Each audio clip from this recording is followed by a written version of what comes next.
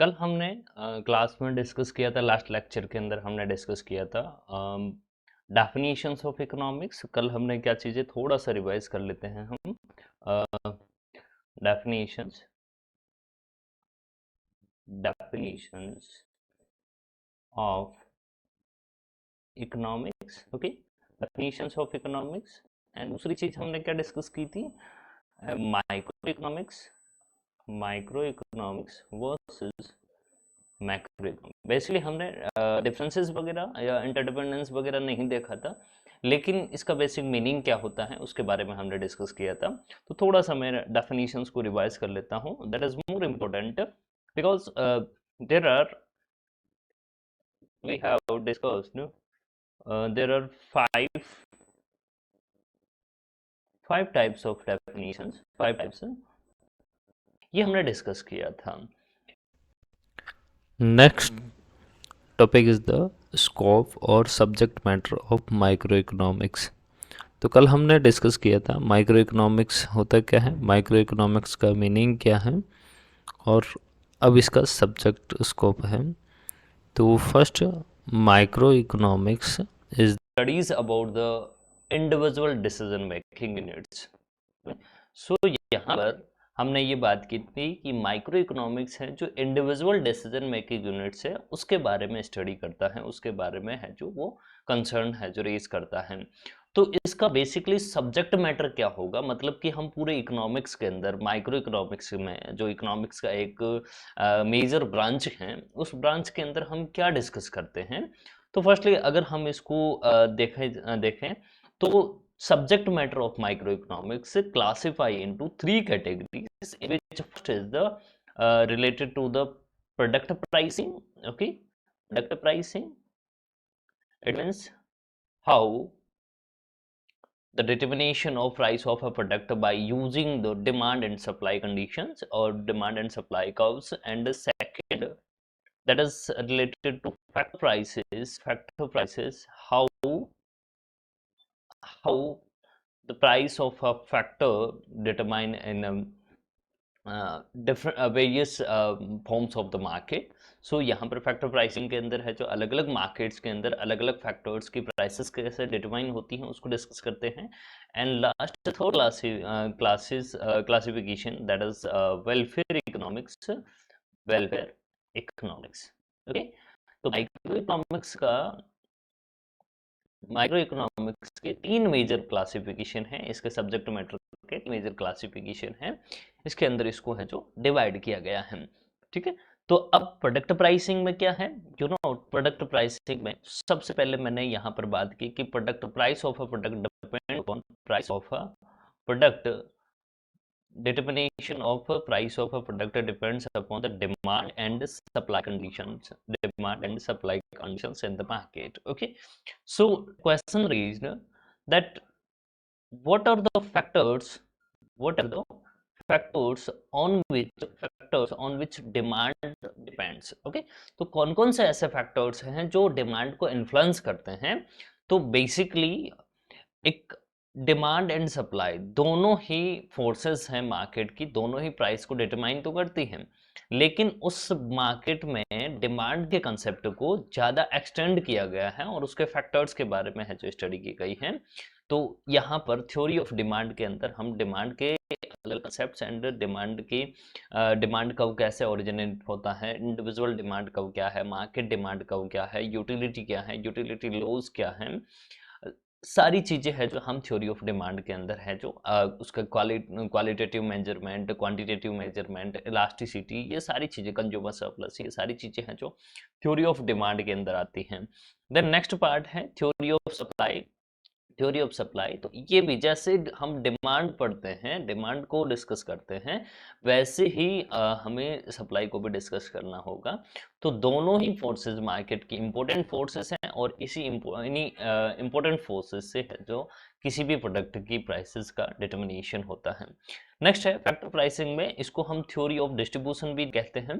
Factor pricing also known as a theory of distribution because here किसी भी commodity को हम प्रोड्यूस करते हैं तो प्रोडक्शन करते टाइम हमें उन कुछ फैक्टर्स को ध्यान रखना होगा, मतलब फैक्टर्स को हायर करना होगा। तो किसी भी कमोडिटी का हम प्रोडक्शन करते हैं तो वहां पर हम लेबर को हायर करते हैं, लेबर को हायर करेंगे, लेबर अपना वर्क परफॉर्म करेगा एंड अपनी सर्विसेज प्रोवाइड करेगा उस फैक्ट्री को, पर्टिकुलर फर्म को, पर्टिकुलर इंडस्ट्री को, या फिर जिसने भी इनको हायर किया है उस प्रोड्यूसर को, वो अपनी सर्विसेज को डिलीवर करेगा। देन फर्म ओनर और we can say producer pay for their services, services their services, मतलब उसकी सर्विस के लिए वो कितना पे देगा। तो इस जो पेमेंट है वो कैसे डिसाइड होगा, that is the question of theory of distribution. And next rent is the reward of land. Rent is the reward of land. There are four major factors, in which first is land, labor, capital, and entrepreneurship.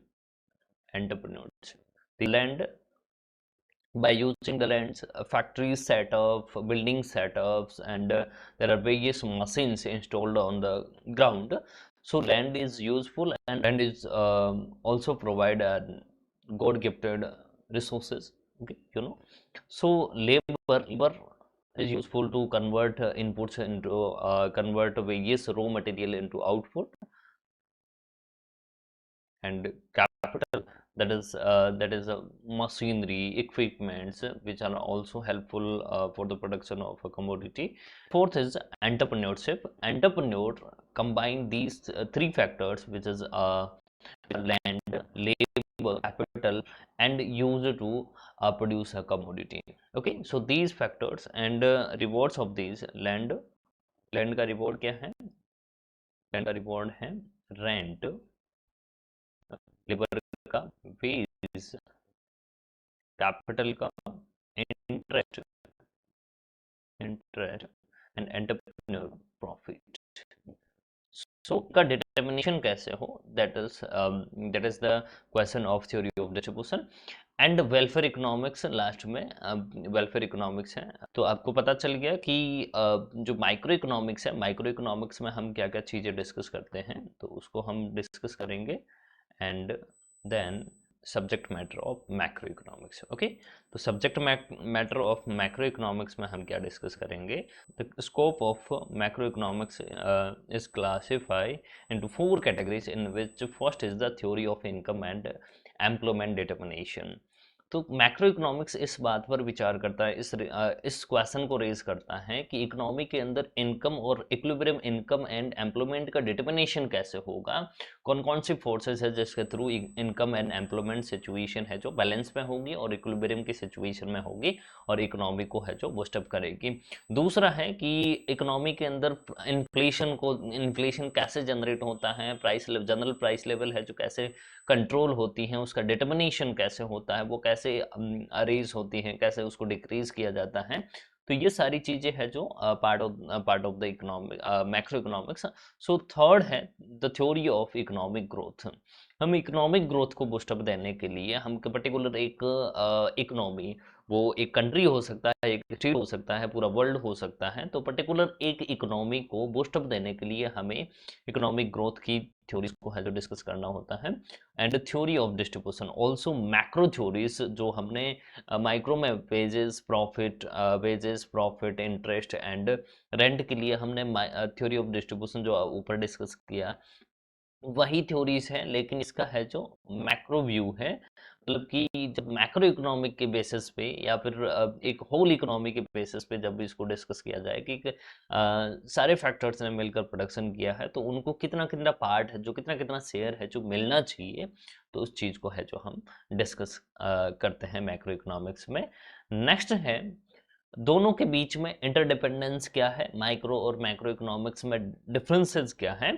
तो basically ये कुछ differences हैं लेकिन कुछ ऐसी चीजें हैं जिनकी वजह से ये दोनों एक दूसरे पर इंटरडिपेंडेंस है। मतलब कि without micro economics is nothing, and without micro economics macro economics is nothing. Okay, so यहाँ पर डेफिनेशन हमने डिस्कस कर ली कि दोनों के बीच में first difference that is related to on the basis of definition. So micro economics is that part of economic theory which studies the behavior of individual economic unit। Okay, so मैंने कहा था micro economics जब हम इसको basis micro economics and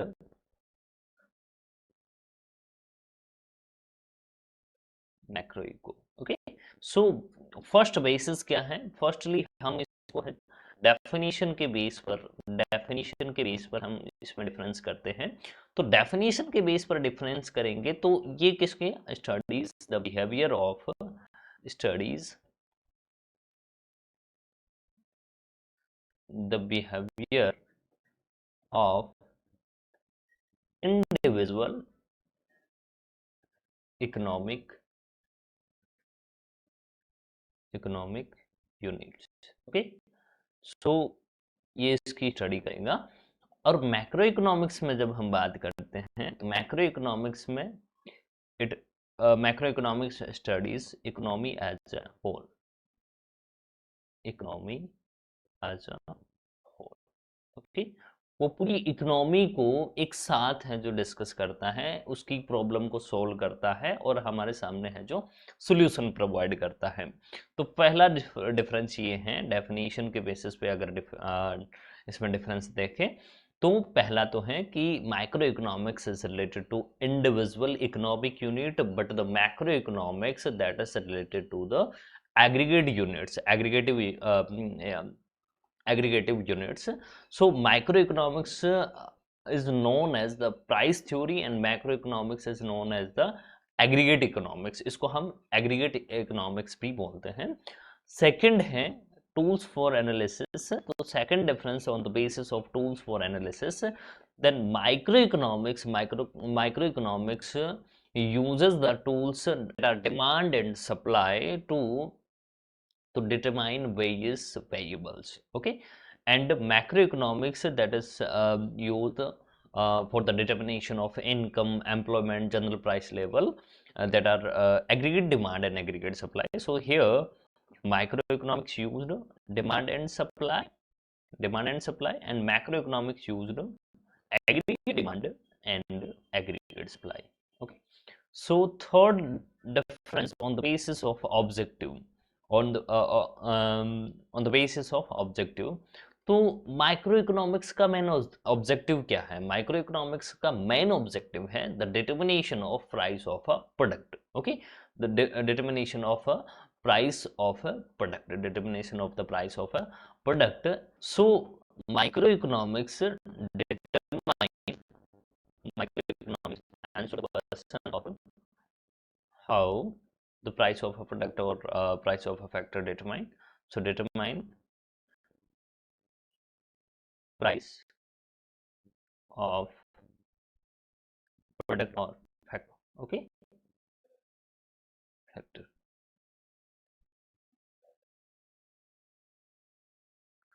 So macroeconomics macroeconomics determine income and employment in the economy। Okay, so macro economics है जो इस पर बात करता है। नेक्स्ट है डिफरेंस हमारा है जो अजम्पशंस के बेसिस पे है। तो अजम्पशन के बेसिस पे अगर हम बात करें तो जब हम माइक्रो इकोनॉमिक फाउंडेशन को डिस्कस करते हैं, माइक्रो इकोनॉमिक फाउंडेशन को डिस्कस करेंगे, तब यहाँ पर जितने भी मैक्रो वेरिएबल्स हैं like employment, unemployment, inflation, general price level, aggregate demand, aggregate supply, total saving, total investment, ये सारे जितने भी मैक्रो वेरिएबल्स हैं that remains constant.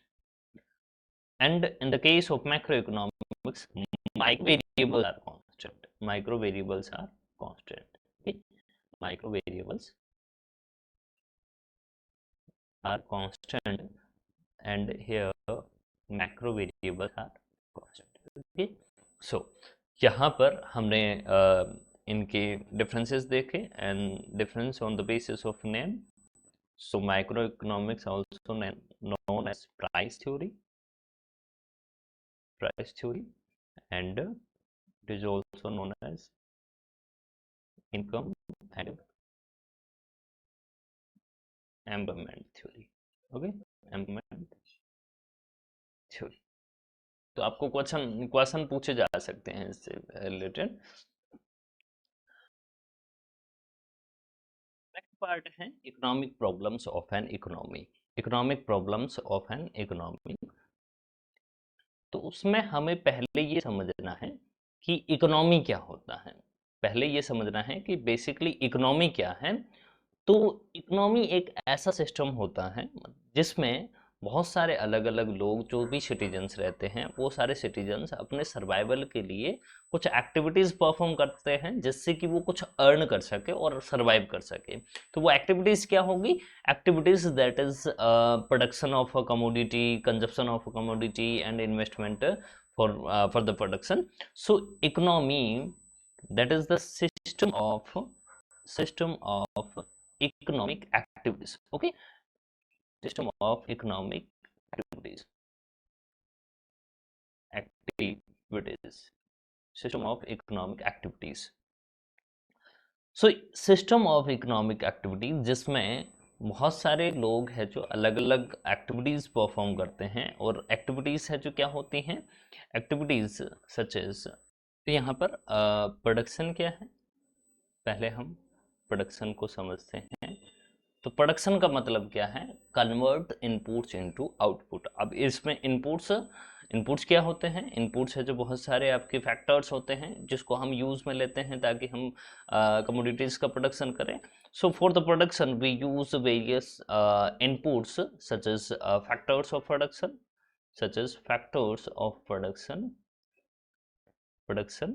which is land, labor, capital and entrepreneur। okay, and raw material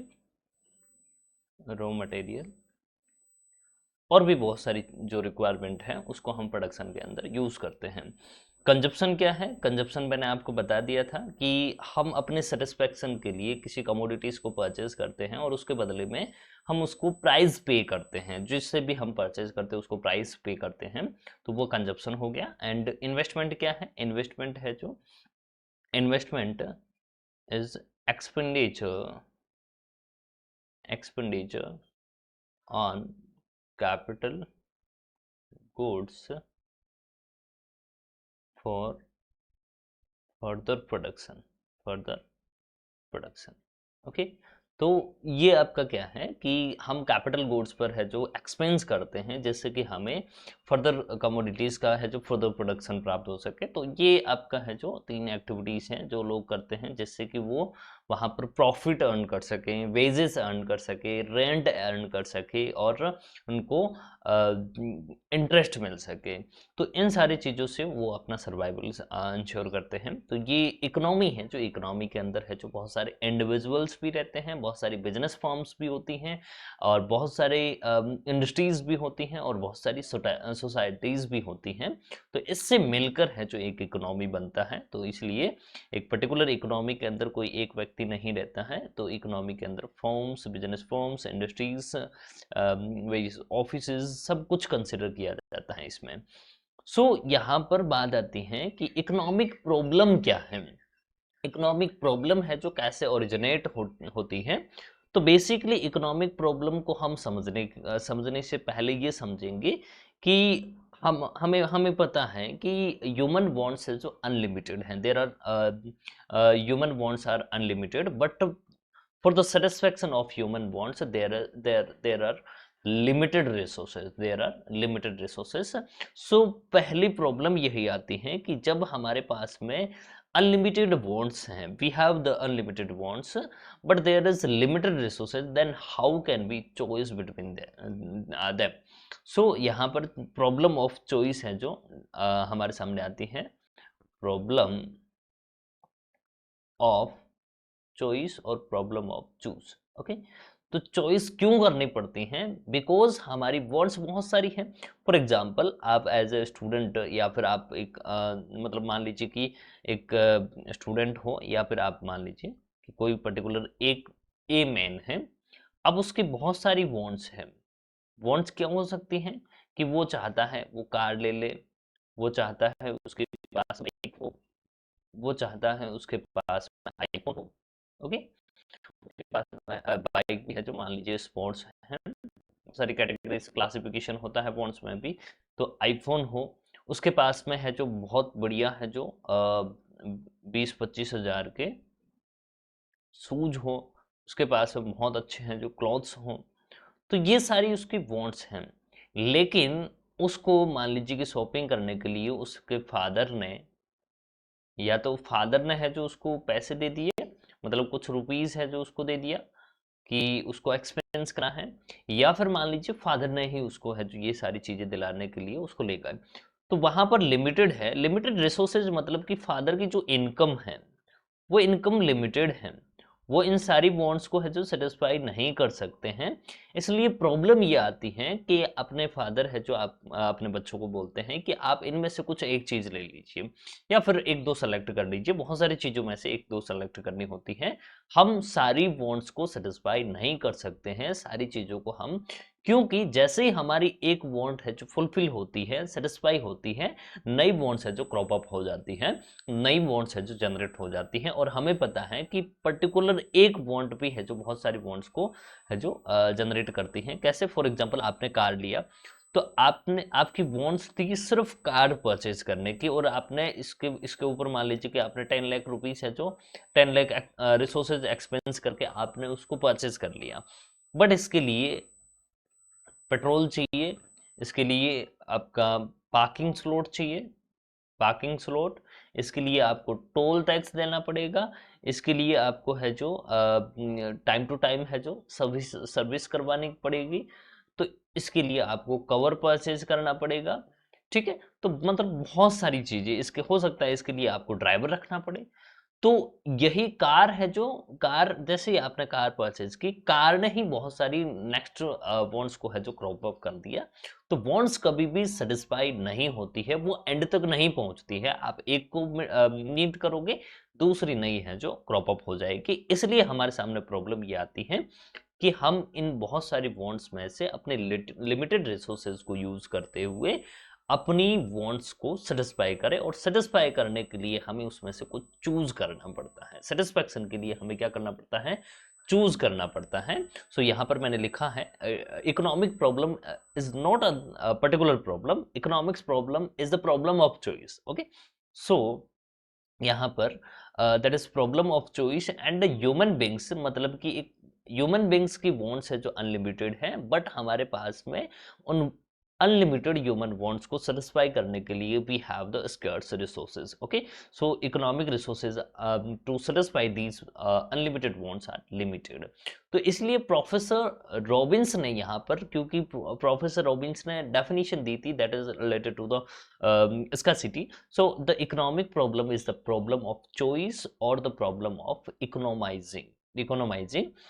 It is the problem of fuller and efficient utilization of the limited resources to satisfy maximum number of wants. Okay, तो यहाँ पर ये economic problem है। Economic problem है जो origin कैसे होता है इसका, कौन कौन से फैक्टर्स है जो इसके लिए रेस्पॉन्सिबल हैं। तो फर्स्ट है अनलिमिटेड ह्यूमन वांट्स। मैंने अभी आपको बताया कि जैसे वांट्स हमारी बहुत सारी होती हैं, उसको मीट करने के लिए, उसको सेटिस्फाई करने के लिए हमारे पास में रिसोर्सेज है जो लिमिटेड है। लिमिटेड रिसोर्सेज होने के साथ साथ में एक another reason that is alternative uses of resources. Okay, so limited resources तो है, लेकिन उस लिमिटेड रिसोर्सेज को हम अल्टरनेटिवली यूज भी कर सकते हैं। फॉर एग्जांपल, एक ट्रेडिशनल एग्जांपल है जो दिया जाता है, मिल्क। मिल्क से हम है जो कर्ड बना सकते हैं, हम इससे बटर बना सकते हैं, हम इससे स्वीट्स बना सकते हैं। मतलब इसमें बहुत सारे यूजेस होते हैं इसमें मिल्क के। तो ये सब कुछ है जो हम यूज़ करते हैं, सारी चीज़ें हम यूज़ करते हैं। हमें पता है कि एक ही रिसोर्स, जैसे मान लीजिए कि आपके आपके आपके पास में बहुत सारी चीज़ें ऐसी होगी जिसको आप पर्टिकुलर एक यूज़ में ही नहीं लेते हैं, उसको अलग-अलग यूज़ेस में लगाते हैं। तो इसलिए हमारे पास में रिसोर्सेज होते हुए भी उसके अल्टरनेटिव यूजेस हैं। तब हमारे पास में प्रॉब्लम ये आती है कि इस अल्टरनेटिव यूजेस में से कौन सा है जो यूज हमें लिया जाना चाहिए। तो इसलिए सोसाइटी के सामने यही प्रॉब्लम आती है कि हम इसमें से कौन सी अपनी चॉइस को मीट करने के लिए उस लिमिटेड रिसोर्सेज को है जो उस काम में लगाए, उसको है जो हम सेटिस्फेक्शन के लिए यूज करें। तो हमारी अनलिमिटेड वांट्स को सेटिस्फाई करने के लिए लिमिटेड रिसोर्सेज हैं, और लिमिटेड रिसोर्सेज के साथ साथ में limited resources also have the alternative users. Okay, so there are three causes that are responsible for arising the problem, economic problem. Okay, so first is unlimited human wants, second is limited economic resources, sorry, limited economic resources, and third, that is alternative uses of resources. Okay, so ये है जो causes हैं, इसमें से हम causes one by one है जो discuss करते हैं।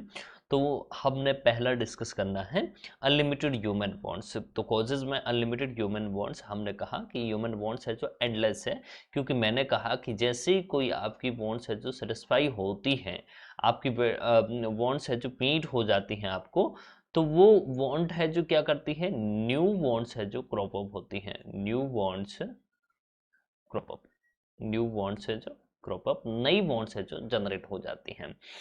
और यहाँ पर प्योरली किसी भी सोसाइटी के किसी भी पर्सन का है जो ऑलमोस्ट अल्टीमेट ऑब्जेक्टिव या एम यही होता है कि वो अपने डिजायर को एफिशिएंटली और एफिशिएंसी और कंफर्ट के साथ में उसको फुलफिल करें, क्योंकि वो अपनी डिजायर को अपनी वांट्स को है जो अपने लिविंग स्टैंडर्ड से कनेक्ट करता है। So peoples desire to raise their standard of living, comforts and efficiency, इसके लिए जरूरी है कि वो बहुत सारी वांट्स करता है। क्योंकि आज आपको पता है कि यहाँ पर हमें डेमोन्स्ट्रेशन डेमोन्स्ट्रेशन आप लोग है जो डिस्कस किया होगा, नहीं तो आप फर्दर हायर स्टडीज में ये सारी चीज़ें डिस्कस करोगे। डेमोन्स्ट्रेशन इफेक्ट में मतलब बहुत ज़्यादा दिखावटी होना, और दिखावटी है जो आज का लिविंग स्टैंडर्ड कैसा है, डेमोन्स्ट्रेटिव लिविंग स्टैंडर्ड है। तो मतलब दिखावटी है जीवन निर्वाह कैसा हो रहा है, दिखावटी हो रहा है। इसलिए कोई भी पर्सन है जो अपने कंफर्ट और एफिशिएंसी के अकॉर्डिंग अपने लिविंग स्टैंडर्ड को मैनेज करने के लिए वो ज़्यादा वांट्स करता है। और हमें पता है कि बहुत सारे लोगों की टेंडेंसी ऐसी होती है कि वो बहुत सारी थिंग्स को जो उस पर्टिकुलर एक टाइम पर है जो उसकी नीड हो सकती है, लेकिन रेगुलर उसकी नीड नहीं होती है, ऐसी चीज़ों को वो क्या करता है, वो उसको है जो कलेक्ट करने की कोशिश करता है, उसको एक्यूमुलेट करने की कोशिश करता है। सो दूसरा रीजन इसका ये हो सकता है अनलिमिटेड ह्यूमन वांट्स में कि एक ह्यूमन की टेंडेंसी होती है कि वो जो रेगुलरली चीज़ें नहीं यूज आती हैं उसको भी एक्यूमुलेट करता है। एंड नेक्स्ट है multiplicative nature of some bonds, मतलब कुछ बॉन्ड्स होती है उस बॉन्ड्स का मल्टीपल नेचर होता है। मल्टीप्लिकेटिव नेचर कैसे, जैसे मैंने अभी आपको बताया कि अगर हमें कार परचेज करनी है तो कार के साथ में बहुत सारी आपको पार्किंग चाहिए, आपको पेट्रोल चाहिए, आपको टाइम टू टाइम सर्विसिंग चाहिए, उसके लिए सिक्योरिटी के लिए आपको कुछ पाबंद उसका मैनेजमेंट करना होगा। बहुत सारी चीज़ें हैं जो आपको रिक्वायर्ड होगी। आप 10 लाख की कार लोगे, उसको मैनेज करने के लिए, उसको अपने पास में सिक्योरली रखने के लिए आपको बहुत सारे एफर्ट्स करने पड़ेंगे, उसको रनिंग में रखने के लिए आपको, उसको ऑपरेशन में रखने के लिए आपको बहुत सारे एफर्ट्स करने पड़ेंगे। मतलब कि कुछ ना कुछ बॉन्ड्स है जो आपकी जनरेट होती रहेगी through the using of car. Okay, so basic need for food, water and clothing, हमें अपनी बेसिक नीड्स को फुलफिल करने के लिए हम कुछ चीज़ों की नीड होती है। जैसे मान लीजिए कि हमें कोई पर्सन है जिसको अपनी बेसिक नीड्स को फुलफिल करना है, तो उसको एम्प्लॉयमेंट चाहिए। एम्प्लॉयमेंट के लिए मान लीजिए कि वो सेल्फ एम्प्लॉयड होना चाहता है, उसने टैक्सी ले ली और टैक्सी को वो चलाएगा, तो मतलब कि वो अपनी बेसिक नीड्स को पूरा करने के लिए वो टैक्सी को यूज़ करता है। और टैक्सी यहाँ पर जो टैक्सी यूज़ करने से उसकी बहुत सारी बॉन्ड्स है जो और जनरेट हो गई। And influence of advertisement in modern times. और हमें पता है कि बहुत सारे लोग ऐसे हैं, जैसे जैसे हमारी सोसाइटीज है जो डेवलपमेंट के हायर लेवल की तरफ बढ़ती जा रही है, we are influencing from the advertisement. Okay, so advertisement से बहुत ज़्यादा इम्पैक्ट होता है और लोग ऐसी ऐसी चीज़ें परचेज कर लेते हैं जिसकी कोई रिक्वायरमेंट ही नहीं है, जिसकी कोई नीड ही नहीं है, फिर भी वो लोग हैं जो चीज़ों को परचेज करते हैं। तो बहुत सारे लोग हैं जो इसके इन्फ्लुएंस में आ जाते हैं और इस एडवर्टाइजमेंट की इम्पैक्ट से ही बहुत ज़्यादा लोग हैं जो अनलिमिटेड वांट्स करते हैं। ठीक है, तो दूसरा जो रीज़न है रिसोर्सेज लिमिटेड है, क्योंकि हमारे पास में अल्टीमेटली अगर पूरा नेचर देखें तो हमारे पास में रिसोर्सेज है जो क्या है, लिमिटेड है, और यही सारी इकोनॉमिक प्रॉब्लम्स का रूट कोज है। ठीक है, और रिसोर्स होता क्या है, बेसिकली रिसोर्स है जो भी हमारे पास में अवेलेबल है और जिसको हम अपनी ह्यूमन वांट्स, अपनी वांट्स को सेटिस्फाई करने के लिए यूज करते हैं, that all are the resources. Okay, so हमारी जो भी डिज़ायर है, वांट्स है, उसको हम सेटिस्फाई करने के लिए रिसोर्स का यूज़ करते हैं। और रिसोर्स में ये नेचुरल रिसोर्सेज भी हो सकते हैं, ह्यूमन रिसोर्स भी हो सकते हैं, कैपिटल रिसोर्स भी हो सकते हैं, एंड एंटरप्रेन्योरशिप भी हो सकता है। रिसोर्सेज है जो हमने कैटेगराइज कर रखा है फैक्टर्स ऑफ प्रोडक्शन के अंदर, हमारे जो रिसोर्स फैक्टर्स हैं उसको हमने क्लासीफाई कर रखा है। तो ये सारे लिमिटेड हैं। अब देख लीजिए कि पॉपुलेशन है, अब पॉपुलेशन जितनी भी अनलिमिटेड नहीं है, पॉपुलेशन लिमिटेड है। और हमारे पास में जो नेचुरल रिसोर्सेज है, नेचुरल रिसोर्सेज लिमिटेड है। आपने बहुत सारी प्रॉब्लम्स है जो आती हुई देखी होगी, बहुत सारी। फॉर एग्जांपल राजस्थान के अंदर है जो कोयल कोयल की स्कासिटी ओरिजिन हुई, स्कासिटी हमें देखने को मिली थी, जिसकी वजह से है जो इलेक्ट्रिसिटी अफेक्ट हुई थी। आप पाकिस्तान के अंदर देख सकते हैं कि पाकिस्तान के अंदर है जो जैसे कोयला की माइनिंग है जो बंद हो जाती है, तो वहाँ पर इलेक्ट्रिसिटी की स्कासिटी पैदा हो जाती है। तो क्योंकि जब रिसोर्सेज लिमिटेड हो जाते हैं, रिसोर्सेज बहुत ज़्यादा स्कैर्स हो जाते हैं, तो उसकी प्राइसेस बढ़ने लगती हैं और वो रिलेटिवली है जो लोगों को अवेलेबल होना बंद हो जाते हैं धीरे धीरे। सो इस यहाँ पर है जो स्कैर्स रिसोर्सेज अपने आप में है जो एक रिलेटिव टर्म है, बिकॉज स्कैरसिटी का मैंने मीनिंग बताया था। स्कैरसिटी का मतलब यही होता है कि जब हमारी पर्टिकुलर डिमांड, पर्टिकुलर प्रोडक्ट की डिमांड अगर ज़्यादा हो उसके सप्लाई के रिस्पेक्ट में, वहां पर है जो स्कैरसिटी की प्रॉब्लम है जो पैदा होती है। ठीक है, तो there is when the situation of a greater demand than supply, then the problem of scarcity derived। Okay, so यहाँ पर ये रिलेटिव टर्म है, रिलेटिवली यूज करते हैं। अगर हमारे पास में सप्लाई की सिचुएशन नहीं है तो हम इसके रिलेटिवनेस को नहीं बता सकते, मतलब स्कैरसिटी को नहीं बता सकते। So next and last reason, that is resources have alternative uses. Resources have alternative uses.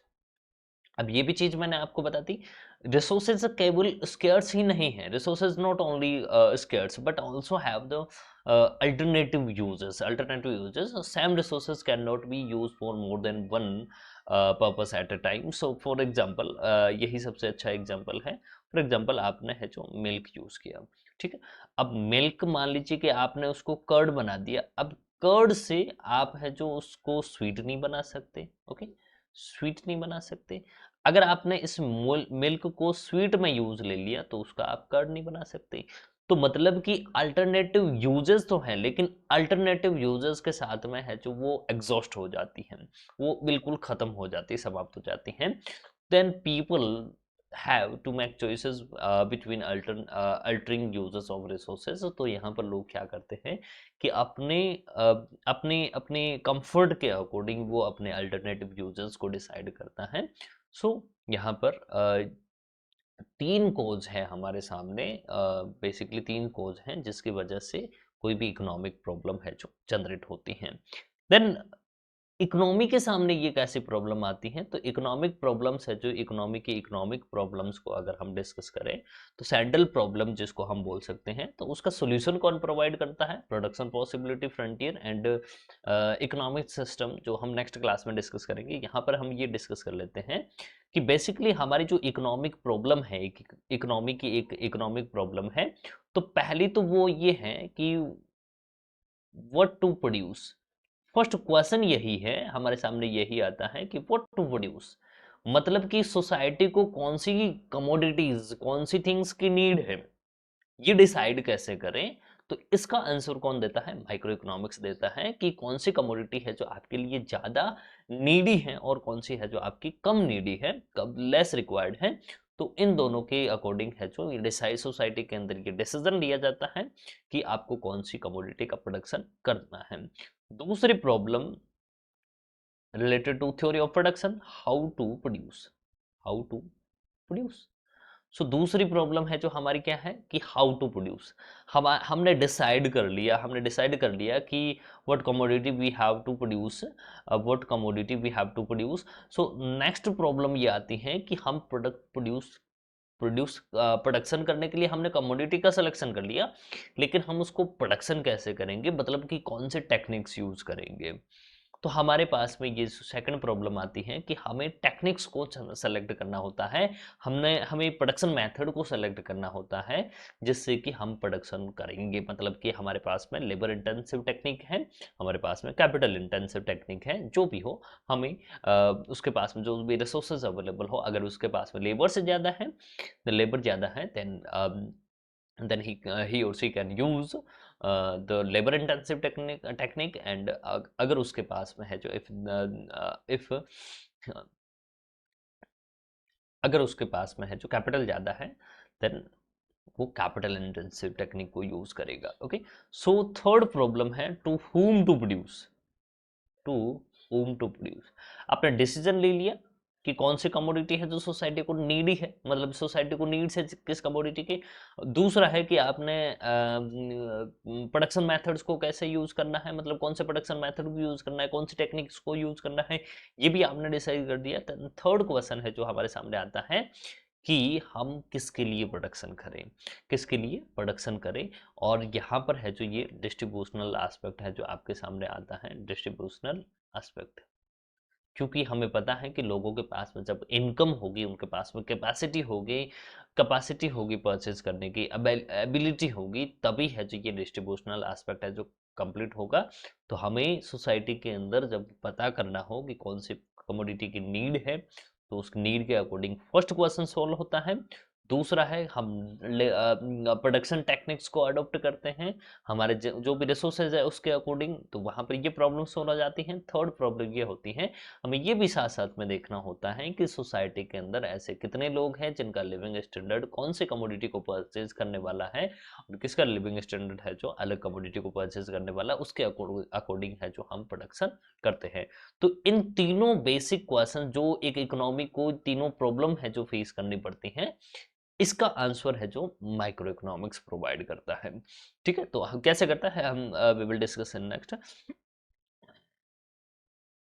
सो यहाँ पर fourth problem that is not a major problem but have what provisions, what provisions are to be made for economic growth। okay, for economic growth मतलब हमें कौन कौन से efforts करने हैं, provisions करने हैं, जैसे हमारा इकोनॉमिक ग्रोथ है जो बूस्टअप हो सकता है। दिस इज सप्लीमेंट्री प्रॉब्लम, मतलब मेजर प्रॉब्लम नहीं है, इसको हम इकोनॉमी की है जो एक इकोनॉमिक प्रॉब्लम में कंसिडर नहीं करते हैं। मेजर प्रॉब्लम ये है जब आपने ये तीनों डिसीजन ले दिया, then automatically the fourth problem also solve. Okay, so next हम इसको थोड़ा सा डिटेल में देख लेते हैं। हाँ, प्रोफेसर सैमुअल्सन है जो इसको डिस्टिंग्विश करता है, मतलब तीन फंडामेंटल और बेसिक और इंटरडिपेंडेंट प्रॉब्लम्स है जो हमारे सामने रखता है कि कोई भी इकोनॉमिक सिस्टम हो, इकोनॉमिक ऑर्गेनाइजेशन हो, उसके सामने है जो ये तीनों प्रॉब्लम है जो हमारे सामने आती हैं। What, how and for whom to produce, for whom, sorry यहाँ पर इसको सही कर लेना, for whom to produce and which are grouped under allocation of resources. मतलब कि ये प्रॉब्लम है जो किससे रिलेटेड है, problem these problems are related to the allocation of resources। okay, allocation of resources। okay, so यहाँ पर इन प्रॉब्लम्स को हम वन बाय वन है जो कंसिडर थोड़ा देख लेते हैं। What goods to produce and how much to produce. First question है जो सोसाइटी के सामने यही रेस होता है, किसी भी इकोनॉमी के सामने यही रेस होता है कि आपको कौन सी कमोडिटी का प्रोडक्शन करना है और कितनी क्वांटिटी में करना है, हाउ मच टू प्रोड्यूस। तो इसलिए क्योंकि हमें पता है कि we have the unlimited wants, unlimited wants but have limited resources. और हमें ये भी पता है कि अगर इकोनॉमी, मान लीजिए कि इकोनॉमी में एक तरफ है जो हमें हेल्थ सेक्टर चाहिए और दूसरी तरफ हमें मान लीजिए कि मशीनरी चाहिए। ओके, मशीनरी इट मीन्स हम इसको इंडस्ट्रियलाइजेशन से कनेक्ट करते हैं, इंडस्ट्रियलाइजेशन। तो अब इकोनॉमी के सामने दो ऑप्शन हैं, अब उस दो में से उसको रिसोर्सेज को अलोकेट करना है कि एक हमें कौन से गुड्स को प्रोड्यूस करना है, मतलब हेल्थ को प्रोड्यूस करना है या फिर हमें इंडस्ट्रीज को प्रोड्यूस करना है। तो यहाँ पर सोसाइटी को डिसाइड करना होगा उसके लिए ज़्यादा जरूरी क्या है, उसके लिए ज़्यादा है जो जरूरी क्या है, ज़्यादा नेसेसिटी किसकी है। तो डेफिनेटली हेल्थ सेक्टर अच्छा होगा, तभी तो आपका इंडस्ट्रियलाइजेशन हेल्थी होगा। अदरवाइज आप जब जो जो जो भी लोग हैं, जो सिटीजन्स हैं, वो ज़्यादा प्रोडक्टिव नहीं होंगे, ज़्यादा एफिशिएंट नहीं होंगे, ज़्यादा हेल्दी नहीं होंगे और किसी भी प्रोडक्टिव एक्टिविटी को परफॉर्म नहीं कर पाएंगे, देन इंडस्ट्रियलाइजेशन है जो वहाँ पर कह सकते हैं फुली एफिशिएंट यूज वर्क नहीं करेगा, वो अपनी प्रोडक्टिविटी को यूज नहीं कर पाएगा। सो इसलिए हेल्थ सेक्टर का प्रोडक्टिव मतलब कि जो हमारा ह्यूमन रिसोर्स का प्रोडक्टिव होना ज़्यादा ज़रूरी है। इसलिए यहाँ पर है जो हमारा हेल्थ ज़्यादा नीडी है, मतलब हेल्थ ज़्यादा है जो रिक्वायर्ड है। तो इसलिए सोसाइटी अपने रिसोर्सेज को अलोकेट करेगी हेल्थ की तरफ और इंडस्ट्रीज की तरफ है जो निकालेगी। अगर दूसरी तरफ हम ये देखें हमें इंडस्ट्रियलाइजेशन चाहिए, तो more resources put into industrialization, then there is less resources। ठीक है, मतलब आप जितना ज़्यादा इंडस्ट्रियलाइजेशन में ज़्यादा रिसोर्सेज को वहाँ पर ज़्यादा है जो इम्पोज करोगे, ज़्यादा है जो यहाँ पर आप रिसोर्सेज लगाओगे, तो दूसरी तरफ हेल्थ के लिए रिसोर्सेज है जो आपके पास में लेस रहेंगे, कम रहेंगे। तो इसलिए efficient allocation of scarce resources so that both output and output mix are optimum, or economy has to make a choice of the wants which are important for the economy as a whole। इसलिए ज़रूरी है कि पूरी economy के लिए हम ये important है, ये ज़रूरी है, ये ज़्यादा है जो सिग्निफिकेंट है कि हम अपनी चॉइस है जो अपने वॉन्ट्स की चॉइस है जो बनाए।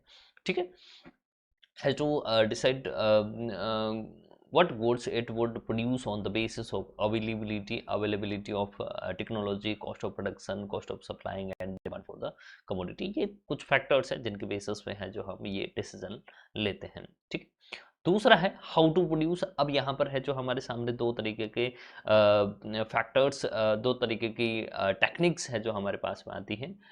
First is labour intensive technique, labour intensive technique, और second which is capital intensive technique. Okay, capital intensive technique. तो हमें पता है कि अगर हमने प्रोडक्शन के लिए कोई इनएफिशिएंट टेक्निक यूज कर ली तो वहां पर कॉस्ट ऑफ प्रोडक्शन हाई जाएगा, कॉस्ट ऑफ प्रोडक्शन हाई होगा then price of the product high, and product की प्राइस अगर हाई होगी तो उसकी डिमांड नहीं होगी, डिमांड नहीं होगी तो ओवर प्रोडक्शन की या जो स्टॉक की प्रॉब्लम है जो हमारे सामने आएगी। इसलिए ज़रूरी है कि एक राइट प्रोडक्शन की टेक्निक को है जो सेलेक्ट किया जाए, उसको अडोप्ट किया जाए, जिससे कि आउटपुट मैक्सिमम हो एंड कॉस्ट है जो मिनिमम हो।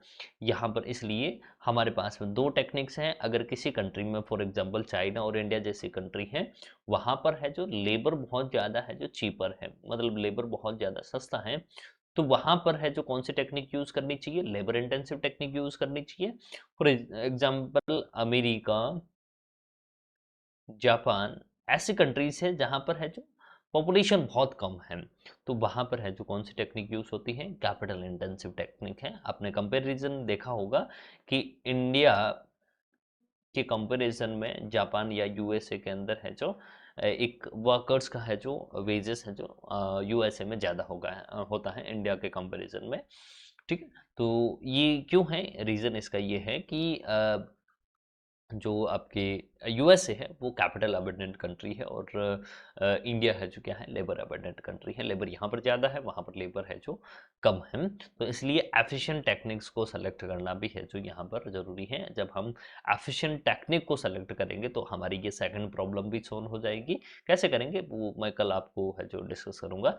And for whom to produce, अब हमें यहाँ पर पता करना है कि ये जो हमने प्रोडक्शन किया है ऊपर, जो भी होम टू प्रोड्यूस हमने किसके लिए किया है, तो हमें पता था कि यहाँ पर सोसाइटी है, सोसाइटी के अंदर जो भी सिटीजन्स रहते हैं उन सिटीजन्स की है जो कोई कैपेसिटी होगी परचेस करने की, क्योंकि वो अर्न करते हैं और वो प्रोडक्शन के अंदर ही as a worker, as a manager, उसका कुछ मशीनरी यूज़ होगी, उसकी लैंड यूज़ होगी, तो ये सारी चीज़ें यूज़ करेंगे, उसके बदले में उनको अर्न होगा और अर्निंग होगी। तो वो जितनी ज़्यादा अर्निंग करेंगे उतना ही ज़्यादा है जो कमोडिटीज़ की डिमांड करेंगे और उतना ही ज़्यादा प्रोडक्शन होगा और उसका डिस्ट्रीब्यूशन होगा।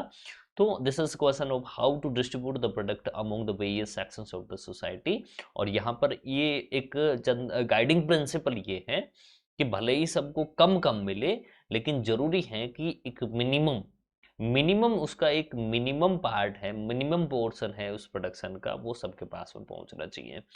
To be distributed among different section of the society in such a way that all of them get a minimum level of consumption.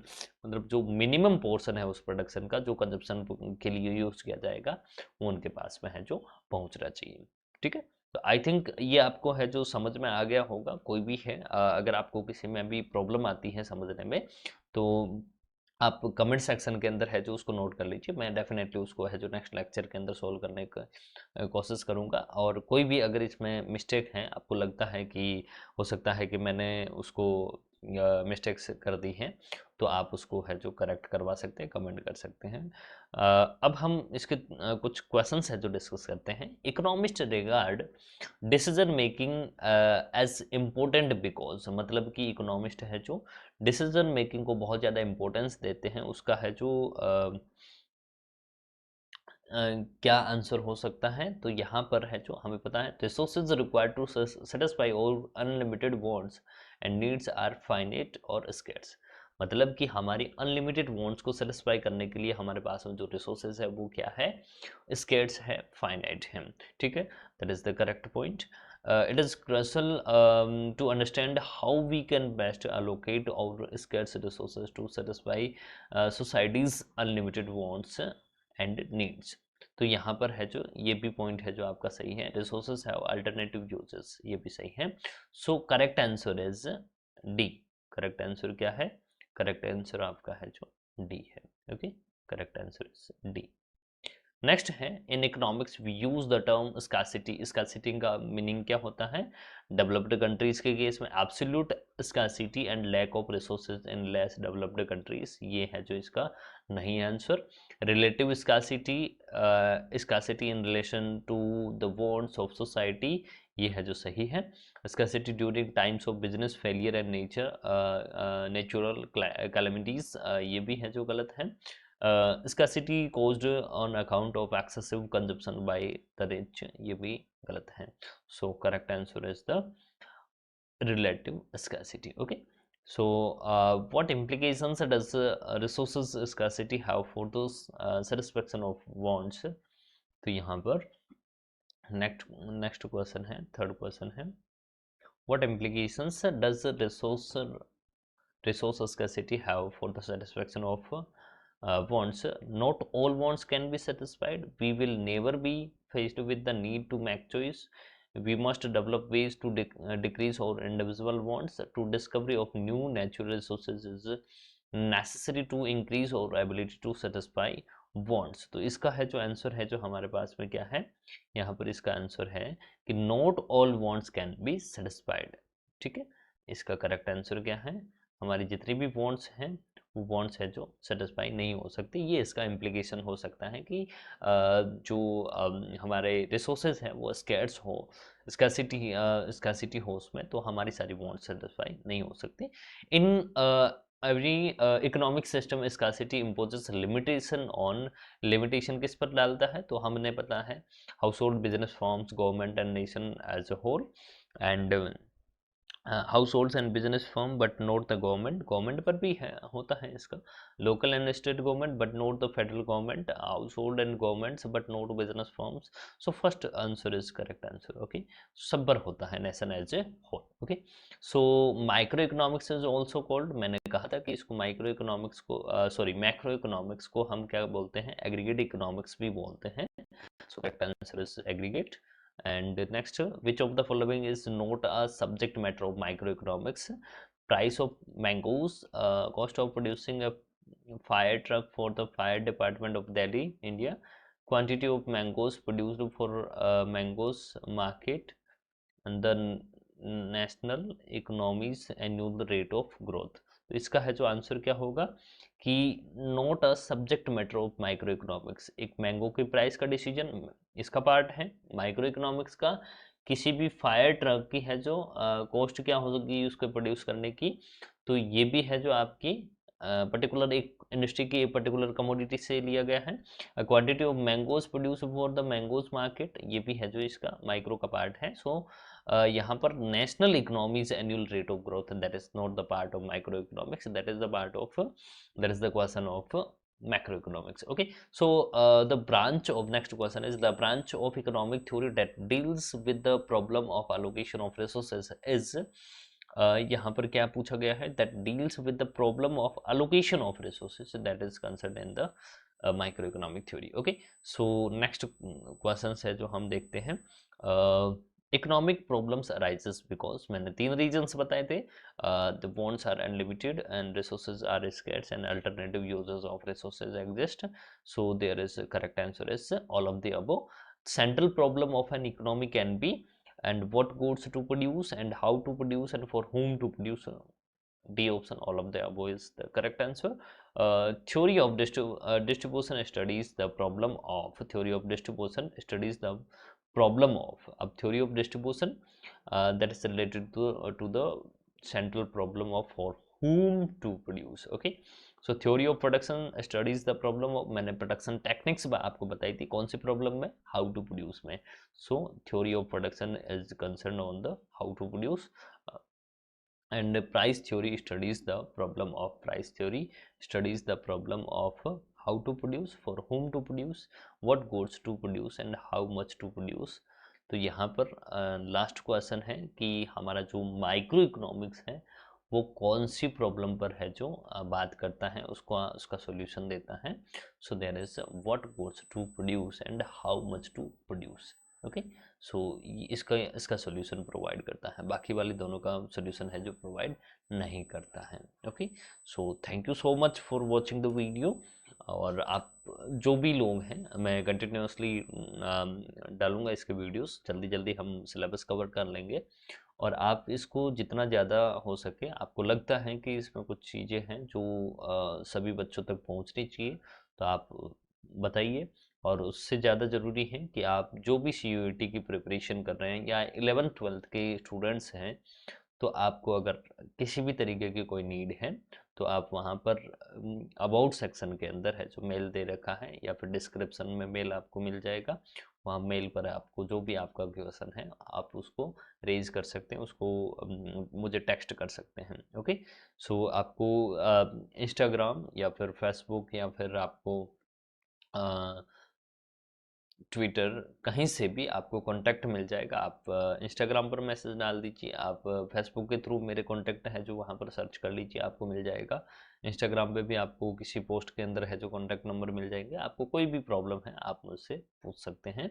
So thank you so much. अच्छा लगा है वीडियो तो आप लोगों को दूसरे लोगों के साथ में शेयर कीजिए, आपके फ्रेंड्स हैं, आपके क्लासमेट्स हैं, आपके जूनियर्स हैं, उनके साथ में शेयर कीजिए ताकि उनको भी इसका बेनिफिट मिल सके।